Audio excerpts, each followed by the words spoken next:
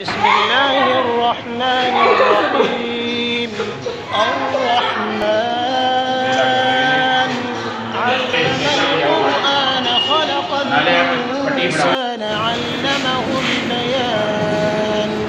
الشمس والقمر بحسبان والنجم والشجر يسجدان والسماء رفعها ووضع الميزان ألا تطغوا في الميزان وأقيموا الوزن بالقسط ولا تخسروا الميزان والأرض وضعها للأنام فيها فاكهة والنخل ذات الأكمام والحب ذو العصف والريحان فبأي آلاء ربكما تكذبان.